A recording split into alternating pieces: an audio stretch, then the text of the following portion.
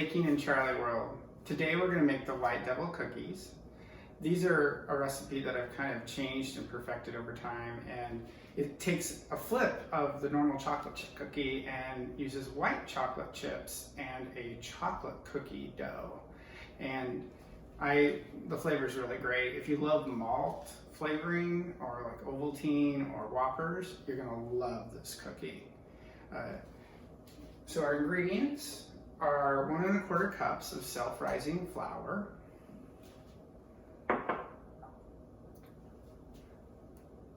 1 ounce of almond flour,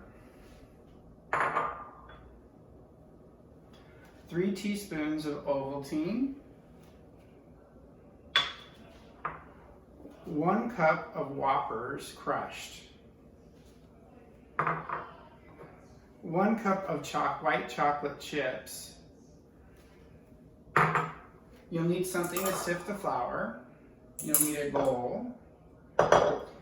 Also 1/4 teaspoon of sea salt.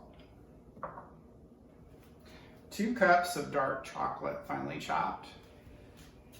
A can of sweetened condensed milk. And half a stick of butter. If you have a double boiler, you're going to need that as well. If you don't, you can take a pot and put a glass bowl over the top. I have a double boiler, so I'm going to go ahead and get that guy warmed up.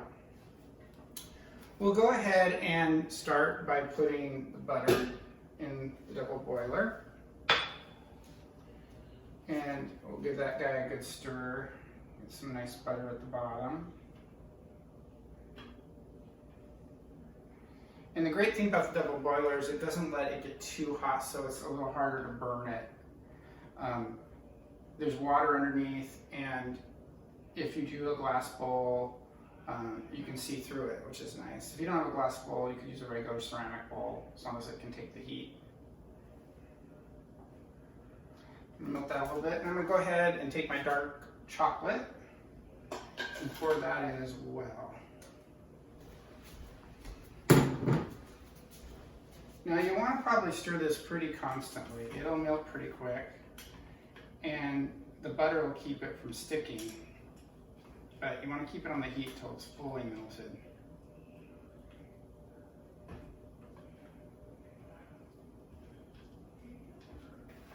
That's hot. So now, I'm going to turn that off. You'll take this off the heat, just so you can see it. You've got a nice smooth set of chocolate here. And then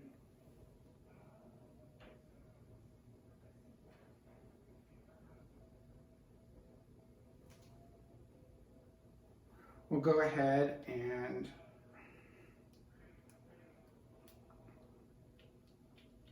just making sure this is fully stirred.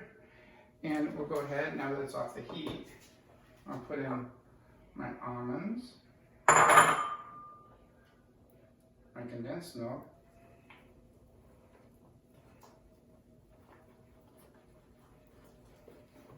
I'm going to start sifting my flour into this.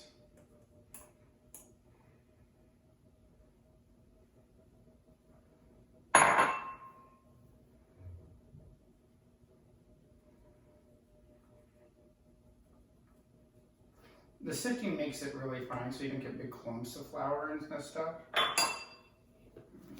ahead and put this into a big bowl.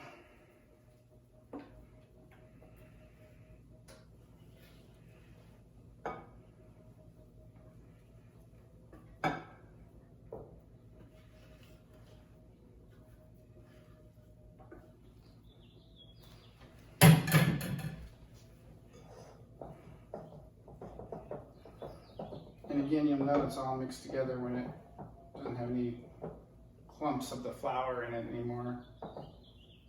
At first you'll be like, is it ever going to mix together? And then it just magically kind of comes.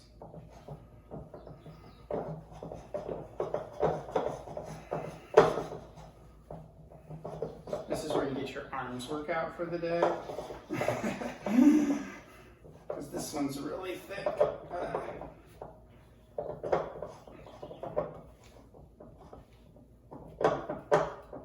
almost like a taffy kind of consistency. It's really interesting.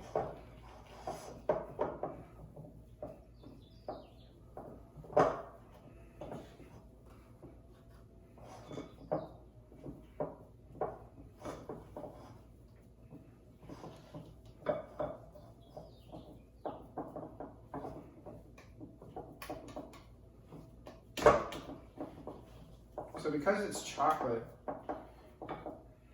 now what you're going to need to do, see it looks like a nice big chocolate dough ball. And now what you're going to need to do is chill it. And you need to chill it for exactly 30 minutes. If you chill it too long, it's going to be too hard and won't be something you can work with. If you don't chill it long enough, the cookie won't keep its shape. So I'll go ahead and wrap this in some cellophane and put it in the fridge for 30 minutes. So I've chilled this for 20 to 30 minutes. You want to make sure that you can still ply the dough, so your fingers still stick in it, but it's not warm or anything. The texture is really important to get it just right. And now I'm going to take my crushed malt balls and my white chocolate chips and mix them in. I'm going to go ahead and do this in my hands.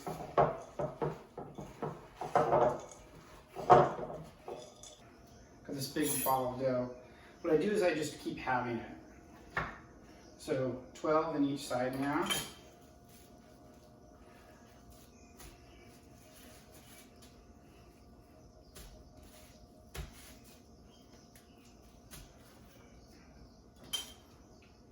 And 6 on each side.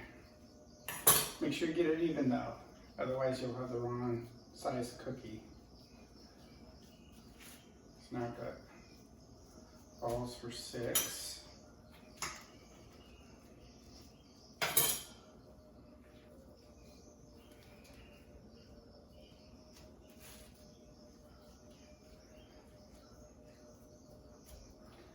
Then I go down to 3.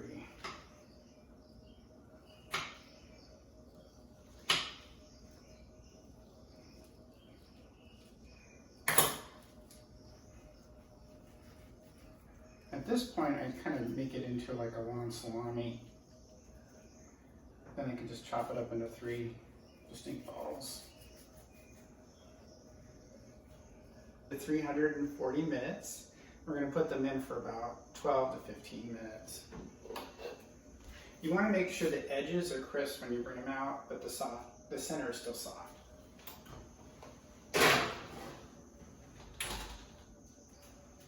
Go ahead and set my timer.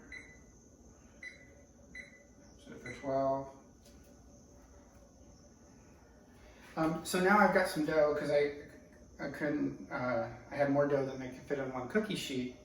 But a little tip I'm going to give you is what we can do is finish rolling these into their balls, then wrap them in a plastic bag and freeze them. That way you can pull out the dough for later when you feel like, oh, it's late at night, I need some cookies, and have those available to you. So I'm going to finish rolling these into dough balls. Then I've got a plastic bag here that I will plop in the freezer. Now, because they're coming from the freezer to the baking sheet, you want to de-thaw them before you bake them for a little bit, so that you can do what I just did of putting them on the baking sheet and squishing them down.